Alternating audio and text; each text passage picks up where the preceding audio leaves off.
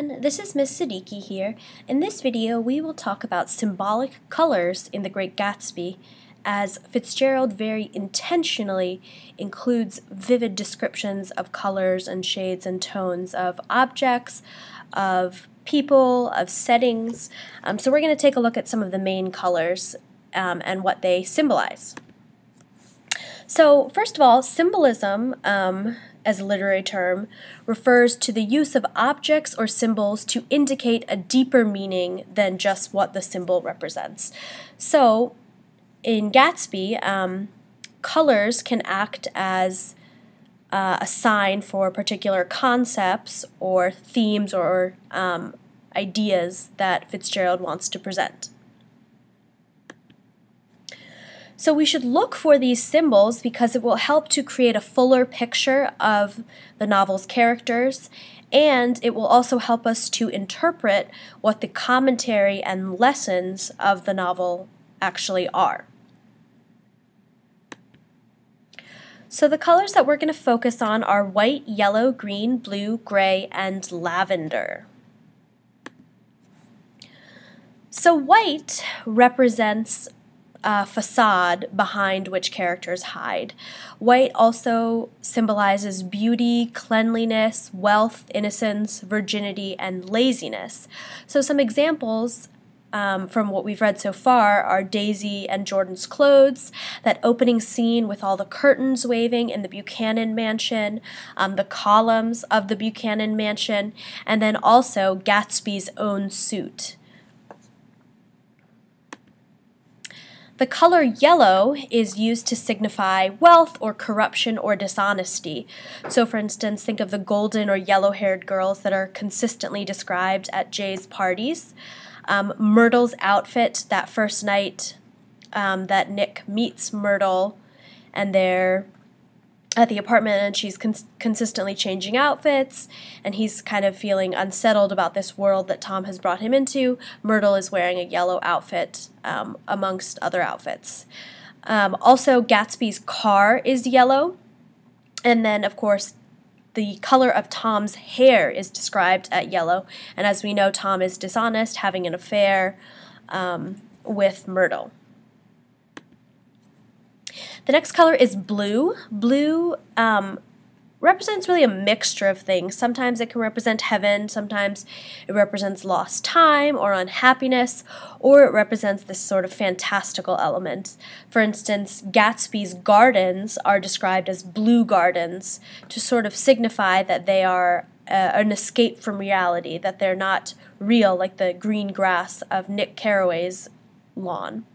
Tom's car is blue, which signifies the unhappiness of the marriage and the sort of unsettling relationship that he and Daisy have. George's eyes are described as blue, which you can tell living in the Valley of Ashes, he really dreams of escaping. Clearly from Myrtle's dissatisfaction that it's clear that George and Myrtle don't have a very happy marriage. And then, of course, the piercing judging eyes of Dr. T.J. Eckelberg and his blue eyes, which are always gazing on what's happening, sort of signify the ever-present gaze of God.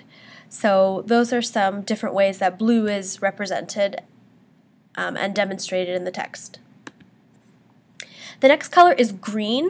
So green can represent a few different concepts. Hope, rebirth, obviously green signifies going. Green can signify youth or longing or choice or serenity and peace. So green is the mixture of blue and yellow. And so green primarily represents Gatsby's dreams and his wealth hopelessly tangled together. So the first time we see Gatsby is actually at the end of at the outside of his lawn, and he's reaching towards the end of Daisy's dock where he can see a green light. And initially we don't know what that's about, but then as we discovered in chapter 5 and 4 that it's because Gatsby and Daisy had this relationship over 5 years ago, and so Gatsby's really holding on to this dream of being with Daisy. So green is seen as this longing, this hope for happiness, this hope for the past, for youthfulness. So the green light is the primary example of green symbolism. But then also, if you pay attention, there's some details like the interior of Gatsby's car is green, and then also Nick's grass is described as green. Nick's home being one of the few places of serenity, where the Buchanan household is pretty chaotic and unhappy, and the Wilson household is also chaotic and unhappy. And then, of course, we know Gatsby lives in this world of longing. So Nick's grass being green is an appropriate choice to represent kind of the calm outsider perspective that Nick Carraway has. Then there's also gray. Gray represents industrialization. It represents bleakness, lifelessness, and dreariness. So sort of those men, those lifeless men moving through the valley of ashes, through the powdery air.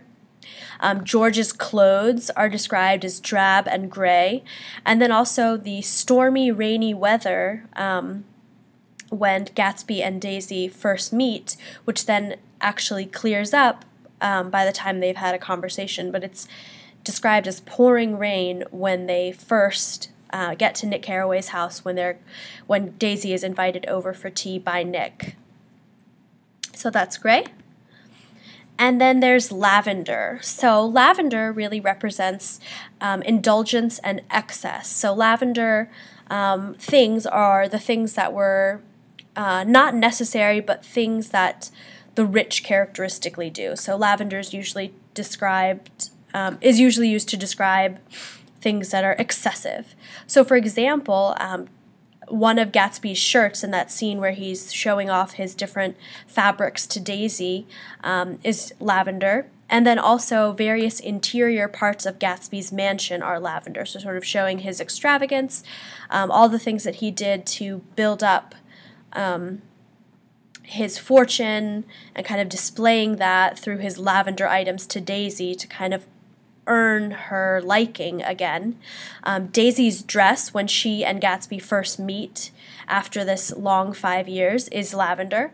And then also at the beginning of the novel, when one of the girls with yellow hair talks about ruining her dress, the replacement dress has lavender beads, and so that sort of signifies that Gatsby did this over-the-top gesture to replace her dress, and it represents this indulgence because Gatsby really didn't need to send this expensive dress to his party guests that he doesn't even really know. So lavender is really this color of indulgence and this color of excess.